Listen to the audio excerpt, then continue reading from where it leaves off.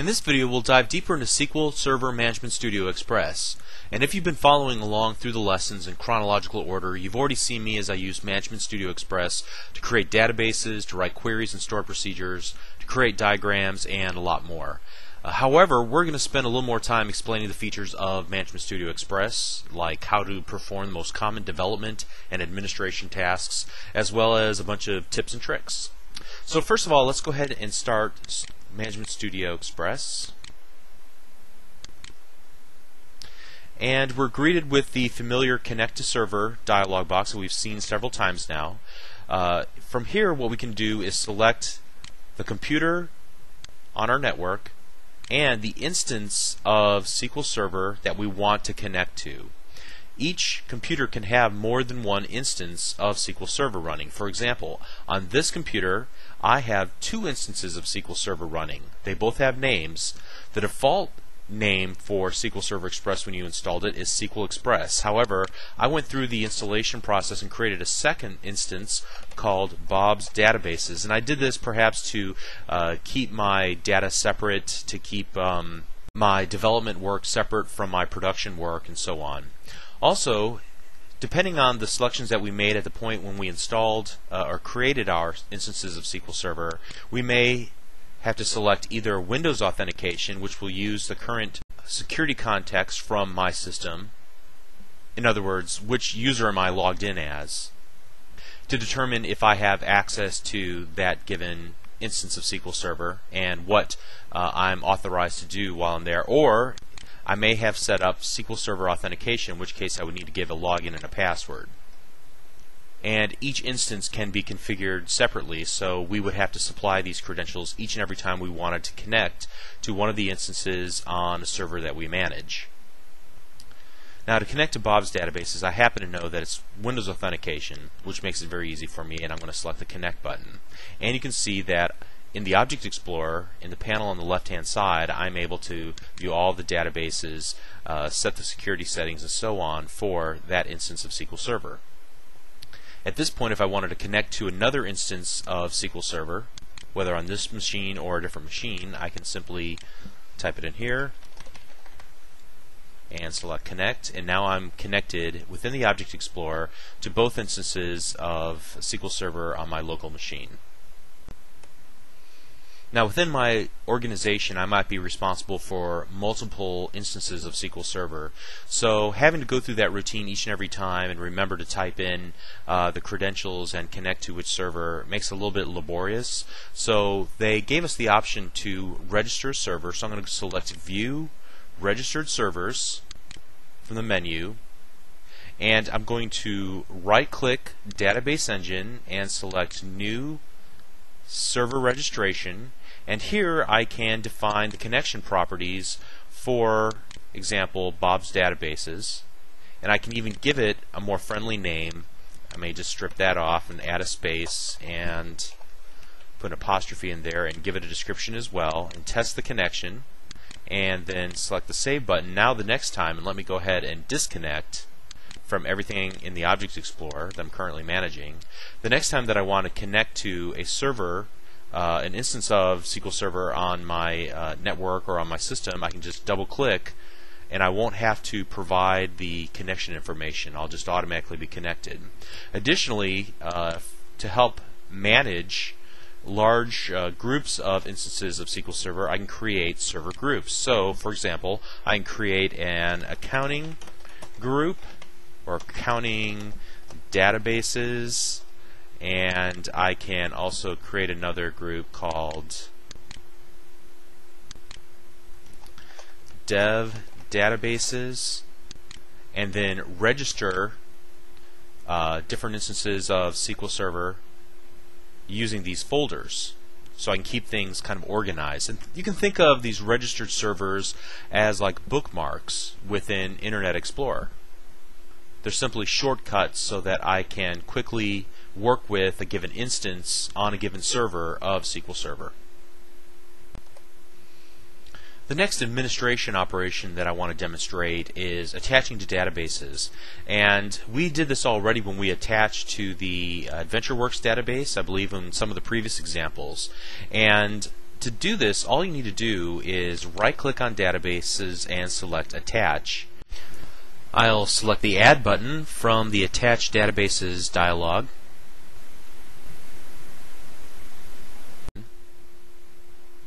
And then we can select which database that we want to attach to.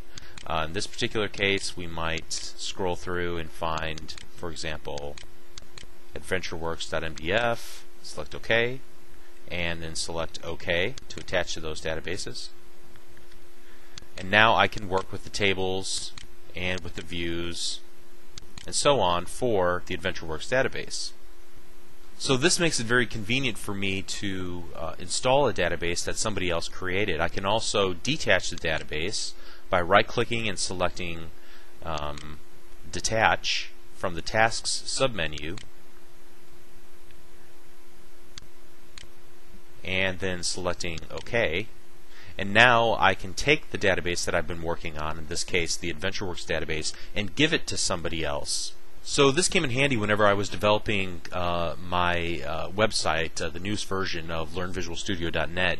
I would do some work on the database schema, then I would detach the database and send it to one of my employees who then took the schema and made his modifications in it, and we kind of ping-ponged back and forth as we developed and laid out ideas for the data schema for our application. Now it's important to note that you shouldn't just copy the database files through the file system without first detaching them.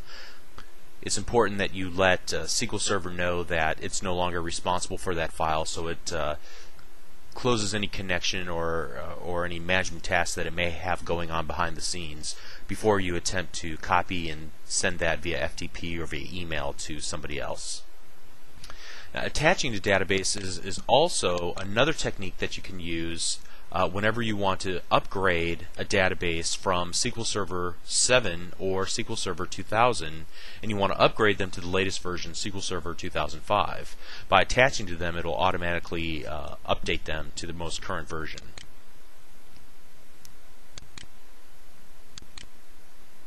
And so we're going to attach one more time, and we're back to where we were. Now, in the previous videos that we watched in this series, we showed how to design a table. For example, let's just take this person contact, right-click it, and select Modify, and it gives us a visual development environment to add and remove and alter the various columns that we define for our table. It's also a way that we can create tables from scratch. By selecting a given column, we can make changes to the column by modifying various column properties. For example, the data type, the length and precision of the data type, whether we're going to use an identity specification for a given column, whether it's nullable, and so on. And this works just fine in smaller environments for smaller projects, but sometimes you need to keep some versioning information about what changes were made to the database's structure. And so what most professional database administrators prefer to do is to script their changes. When you script a database or a table or changes that you've made, you're basically just writing to a file or to a query window a special kind of Transact SQL called DDL, Data Definition Language. And you can save those scripts off into your file system or your source code management system, or you can send them via email. So let's take a look at how to do this. First of all, we're going to script out the database as a create to a new query window. We could also script it out to the file system or the clipboard, but let's go to a new query window and you can kind of see what we're talking about. So here's all the DDL that's required to create the AdventureWorks database, complete with all the options that are required to set it up correctly. And you can see that there's a number of alter statements after the original create statement up here at the very top. And while we won't take the time to discuss each of these statements or the keywords that are used to script out this database, you can see that these are all the instructions that SQL Server needs in order to recreate this database on another server so that its structure is identical to this one. Now we can certainly make changes in here and remove or insert additional instruction sets. However, at this point, this is the instructions that are required to create an exact copy of the database structure. Now additionally, you can script out individual tables. So here we can script a table as a create to the new query editor window, and it creates the DDL required to create a new table. So you can see that just as we were looking at previously, we could change the individual properties of the given columns. Here we're defining a column called middle name, or here's another example, maybe a better one, email address of type varchar 50, some additional instructions, and make this nullable. Okay, and then there's additional instructions that are appended onto the very end of this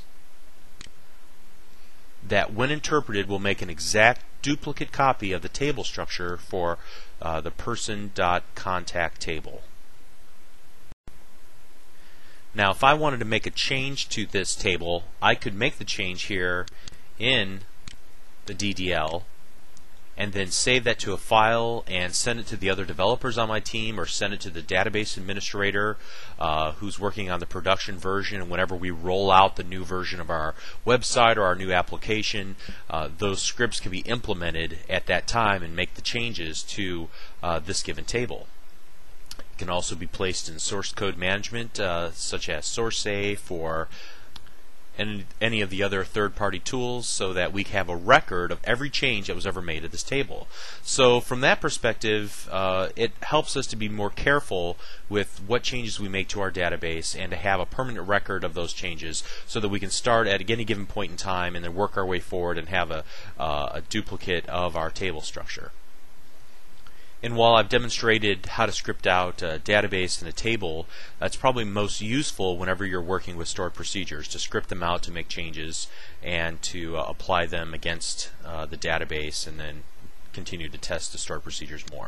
And we'll talk about stored procedures in one of the future lessons.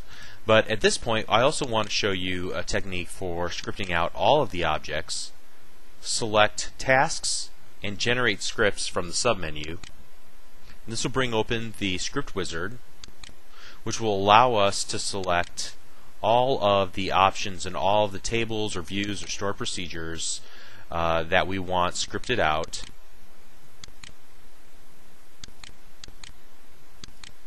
And it will script them all out at one time instead of doing them each individually. So I can script off here a dozen or so. We script them to a new query window, to a file, or what have you. Here we get a summary of everything that's going to be scripted out, and then finally we hit the finish and watch the progress of our scripting operation. Okay, so let's go ahead and close this. Similarly, whenever we're working with changing the actual data that resides within our tables, we can simply right-click and select Open Table, and this will give us an Excel-like view of the data within our tables. And we can modify a given row of data right here by simply just typing in the given cells for a row and a column, and then once we make our changes, we simply have to go to the next row or a different row, and those changes will be committed to the database. We can also navigate through the rows using this little navigation toolbar, or create a new row at the very bottom of our row set.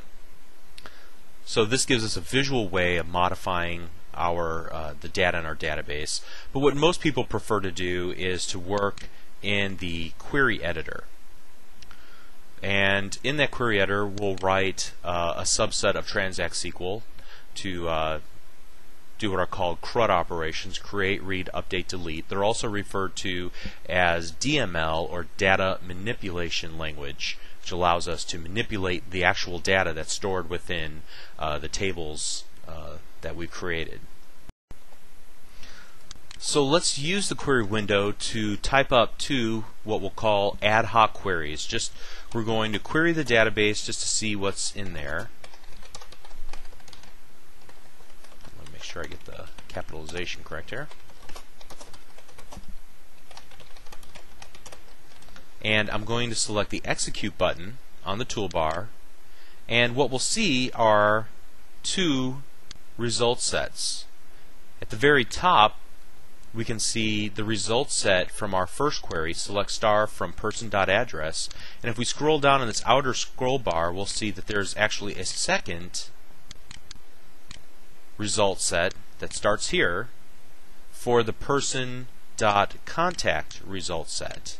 And so within each of these result sets we can scroll through either this one or scroll through this one. And admittedly, this is not a very convenient way of being able to view the results. So what we may prefer to do is use our mouse or our keyboard to select one statement as opposed to the others that we might type here in the query window, and then select the execute button, which will give us just the results from the highlighted query. We could also use F5 on our keyboard, or my favorite, Control E, to execute the query. Now let's just take a moment and point out some of the things that we just did, because actually there's quite a bit that's going on here.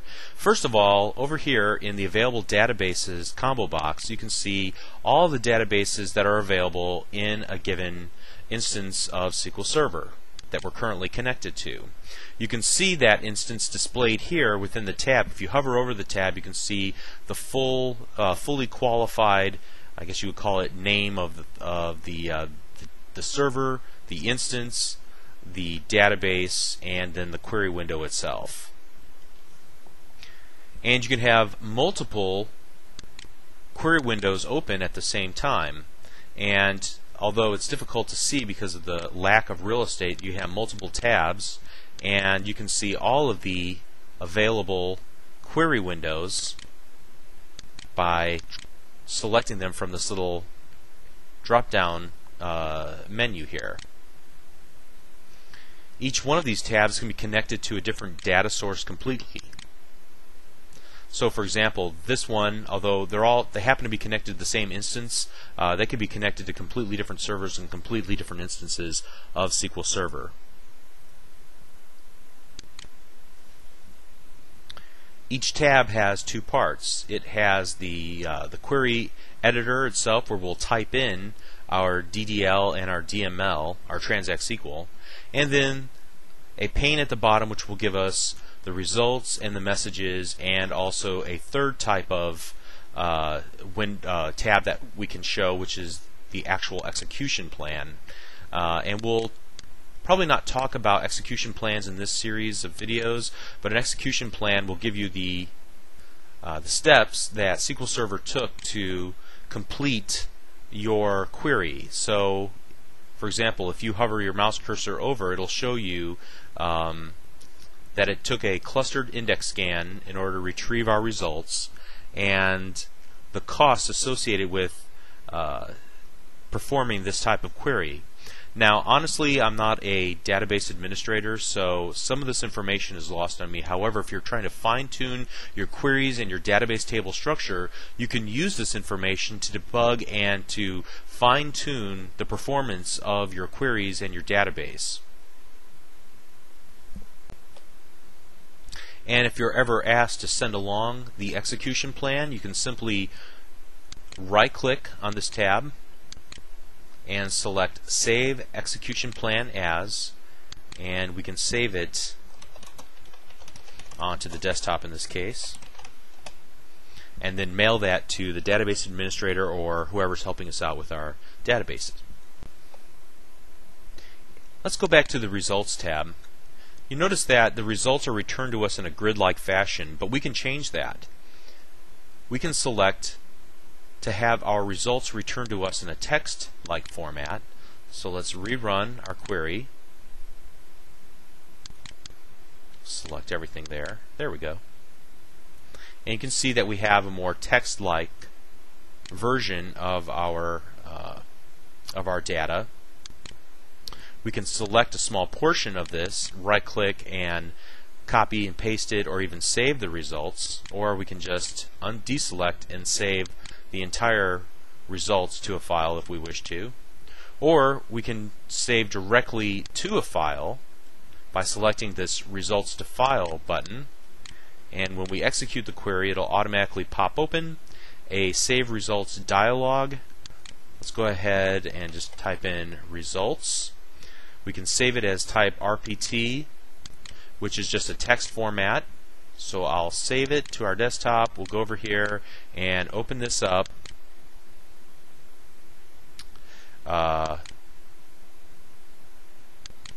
Using Notepad.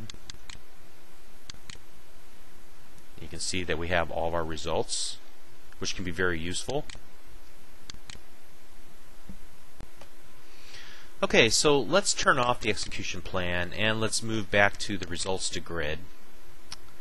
And there's really two occasions whenever I use Management Studio Express for long periods of time in the query window.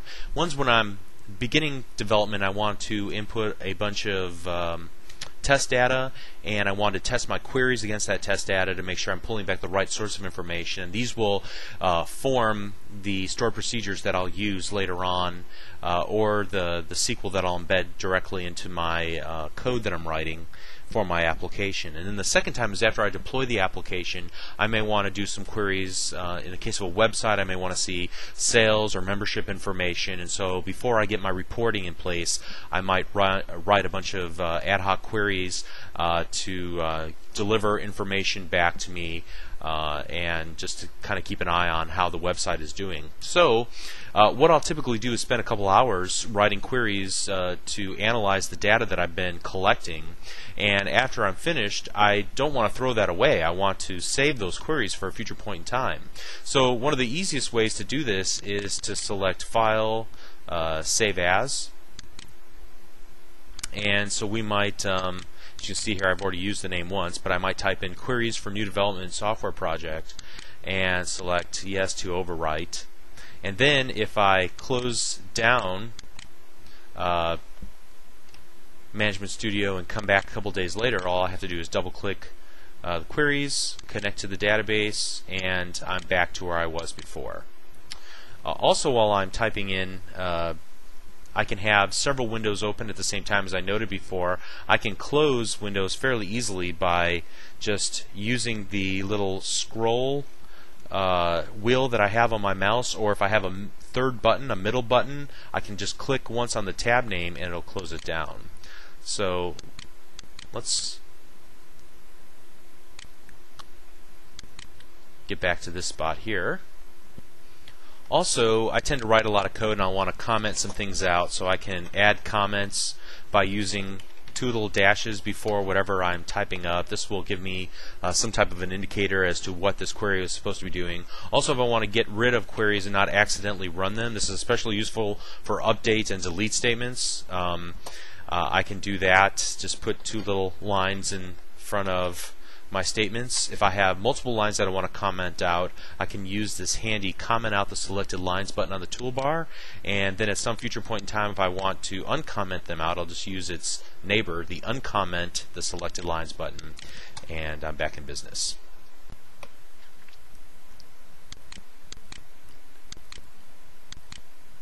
Okay, so if you're first getting started writing SQL statements, ad hoc queries, that are rather complex with multiple table joins, with complex where clauses and things of that nature. Or if you can't quite remember the syntax required to do an insert or an update or delete statement, don't fear, there's actually a great tool that can help you as you're getting started, and that is this button that says Design Query in Editor. It's the query designer. And what you can do is select some tables that you want to retrieve data from. So in this case, I'm going to select employee and employee address, and you can see that after I selected the tables that there's a representation of the tables here at the very top, and there's also some query syntax at the very bottom of the window. Let's add a couple more tables to make this even more complex. I just right-clicked in the white space and selected Add Table, and I'm going to select the contact and address as well. And I'll select close. Now you can see we have a pretty hairy example of a multi-table join here. And say, for example, I want to retrieve some information like, let's go first and last name and email address. We'll also select the person's title and birth date and their city and their postal code. Okay. You can see that it's created all the inner joins that's required to create this query. I can copy it and paste it into my query window and then try to run it. But let's make a more complicated query. Let's also make it where the birth date is greater than 1970, or let's would be better if I did birth date would be greater than 1/1/1970. Okay, and let's make it where we sort on postal code first and then last name second. Okay, so now look at everything that has been generated for us. We can copy all of this. In fact, hold on, one more thing. Let's do this. Instead of postal code, let's call it zip code. Okay, because that's the form that we'll want it to come at. Let's copy all this, close this window, let's paste it in here, and with any luck, if we did this correctly, we're going to get a bunch of records back. And let's see if the birth dates, yes, they're all greater than 1970. That's very cool. And let's look at the order that they're arranged in. Looks like 84, 94, 98, and then within this 9804, let's take a look at their last names. Homer, Kim, HKLMR. Okay, so our query worked. Very complex. If we had to sit down and figure this out on our own, it would be very difficult. Let's try a different type of query. Let's just try to change some information in the contact table. So I'll select Add. And notice that you can select different types of information. Views, functions that might be defined ahead of time. Okay. But we're just going to stay with the contact. We're going to right-click and select Change Type to an update statement instead of a select statement. And this time I'll take a different tact whenever I'm selecting the columns that I'm going to update. I'm going to select it here from the grid view. So we'll update the first name, middle name, and last name. And we'll select the contact ID where it equals contact ID 123, and let's put in some new values here. So Bob T. Tabor. Okay, I'm going to copy this update statement and paste it in here, and with any luck this will actually work. Excellent. And now, just to make sure this query actually worked, I'm going to just do a quick select from person.contact where contact ID equals 123, and you can see first, middle, and last name have been adjusted for that row in the database. Great. So just the moral of the story here is that if you're not feeling comfortable with writing your own queries, you can use the query designer to help you out. Okay, so it's great for developing ad hoc queries, but what if you need to do things like administrative chores, like you want to script out the creation of logins and you want to script out create a stored procedure and you're not sure if you remember the exact syntax for that? Well, you can use something called the Template Explorer button right here on the toolbar, and it has a bunch of templates for things like creating triggers if you don't remember the syntax for that, or creating views, things like creating logins, restoring databases. All of this can be done purely from script. And so I'm going to use as an example of this create stored procedure basic template. I'm just going to double click it. It'll ask me, the connection information for the database that I'm going to ultimately create this for. And so that's fine. We're just going to create it here. And I'm going to select the database that I want this to be applied to. And it has a basic template for specifying the name of a new stored procedure, so the schema and the name, for the input parameters, for actually even a test to execute it and to see what the values would be. Okay, so you could go in and like highlight these and change them, but there's actually an even easier way to use that. It might not seem very obvious at first, but there's this little utility here, specify values for template parameters, which pops open a little dialog that allows you to fill in the names for the schema, the procedure, for the parameters, and even for your testing purposes as well. So let's call this like sales, and the store procedure will be sales forecast by date range, something like that, and then we can create the parameters. So we'll do something like begin date. It'll be of type datetime, and we'll default it to a function called getDate, which will give us today's date. And the second parameter might be end date, okay, and that'll be a date time as well. And the default value for parameter would be we'll just do get date as again. These are just default values, and then we can specify values that we want to use to test this query. So in this case, I might do something like 8/1/2001 to 8/15/2001, and then I'll click OK. And you can see that it creates it replaces all the little templated areas with the values that I typed in. So first of all, it'll drop any stored procedures if the stored procedure by the same name already exists. It creates a new stored procedure using the schema and the name that we specified.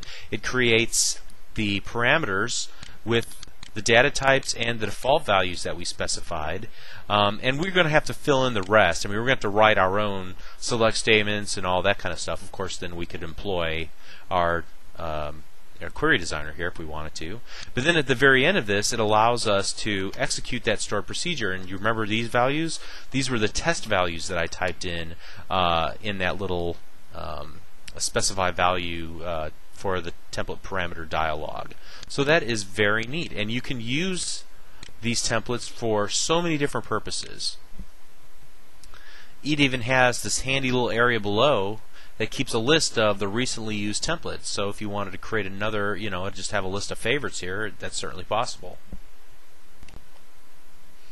Okay, so the last thing that I'm going to talk about might be perhaps the most important thing that you need to know how to do whenever you're working with database data, and that is how to back up and restore your databases. So let's get rid of some things here. Let's close everything down, and we'll go back to the Object Explorer, and I'm going to look at my databases, and I'm going to right click on the AdventureWorks database and select Tasks, and I want to back up my database,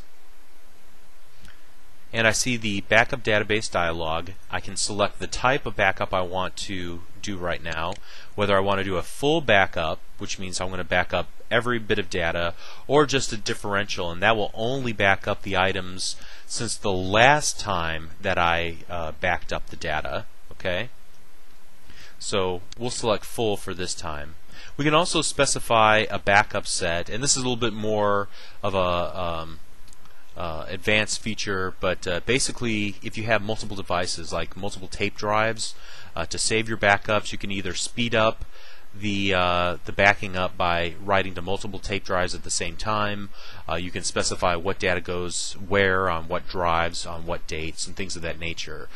So if you have a more complex backup scenario than just what we have here, which is just saving to your hard drive, then please refer to the help files for more information about backup sets. But basically, the one thing I will say about creating a backup is that it's a good idea to back up your database to a different physical drive than where your original data resides. So you can see in this case, I'm backing up merely to the C drive. Ideally, I'd back up to D if I had a second hard drive in this machine, or if I didn't, I'd be very diligent about copying this backup file, AdventureWorks.back, once it gets created. Diligent about copying that to another location, whether it be to a DVD or copy it online or something along those lines. So once we've set most of the initial options, we can select the OK button, and you can see the progress over here on the left hand side. So I'm going to pause the recording of the video while it finishes up. Well, actually it's almost done. Okay, excellent. So we get the message that it backed up successfully. If I wanted to find this file on my file system, I'm going to go to my C drive, program files, SQL Server. I happen to know that it's in this MS SQL 3 for the third instance of SQL Server I have on this box, and there's a backup folder, and you can see here it is, AdventureWorks. Okay, so very cool. Now, what happens when I need to restore the database? Well, all we got to do is just right-click and select Tasks, Restore Database. And for the most part, I can just keep the default settings. It saves where the last backup was stored to. So there's really not a lot I need to do here unless I really made some dramatic changes to where I put the backup. But essentially, here I'm going to restore the backup. Now, any of the changes that I made to the data between the time I made the backup and the restore will be lost. So you only want to use these in extreme cases. And one other point that I'd like to make before we conclude this section is that you always want to test your backups to make sure that they are actually indeed working. The worst time to find out that a backup didn't actually work is when you need it the most. There's one final administrative task that I'll show you how to do, but Microsoft recommends that you do this judiciously and not just at a whim, and that is to shrink your database. So I'm going to right-click on AdventureWorks and select Tasks and Shrink Database. And the idea behind shrinking a database is basically that as you add data to your database, and if you've created the database in such a way that it would automatically grow, then the size is going to expand over time. At some point, you might realize that I don't need most of this data, I can get rid of it, so you delete it out of your database, paring it down to maybe only a couple of months worth of data as opposed to years and years worth of data. So all this space that used to be consumed by data is now kind of like an empty balloon, and the file size is large, but there's really nothing in the file. So at that point, you could shrink your database. Now, the caveat to that is this: if you have auto grow turned on and you repeatedly shrink your database, you're just going to be releasing and then reconsuming the same disk space. So it really doesn't make sense in that scenario. So you should really only use this operation if you've permanently removed large amounts of data and you don't expect your database to grow back to that size, or if you want to compress your data for storage and there's just so much data that it isn't all going to fit on a CD or a DVD or whatever the case might be, then it might make sense to shrink your database at that point. But this can be very I/O intensive, and as a result, it's not recommended that you do this very often. At any rate, if this is something you did want to do, you can pretty much select all the default options here. You can even select reorganize the files. You can specify the maximum free space that you want to allow to be in the files after the shrinking. Ideally, you shouldn't change too many of these options, but I wanted to at least explain what shrink was. And so that concludes this video. We've covered a lot of material in a very short period of time. Everything from registering a server, connecting to instances of SQL Server within the Object Explorer, detaching and attaching to databases, using the Object Explorer, scripting things out to the query window, how to use the query window and all the different panes and all the different tabs that are involved with that, how to save data off and the queries off to the file system, how to open them back up, how to basically use the query window to write ad hoc queries, how to execute them. We talked about what an execution plan was and how to save that execution plan off and save it and send it off to somebody else on your team. We talked about the query designer and the template explorer, and then also some administrative tasks with backing up and restoring the database. So a lot of material that we covered here. And the moral of the story is that SQL Server Management Studio Express is a very elegant tool that allows you to administer your databases, allows you to create queries on an ad hoc basis. Even if you're not really good at writing queries just yet, it gives you the tools to help you be very effective in a very short period of time. In many cases, it gives you visual designers to help reduce the learning curve. But if you need the power of getting to the actual DML and DDL Transact SQL script, you can do that as well, and we demonstrated all these things throughout this video. So hope you enjoyed it. Thank you.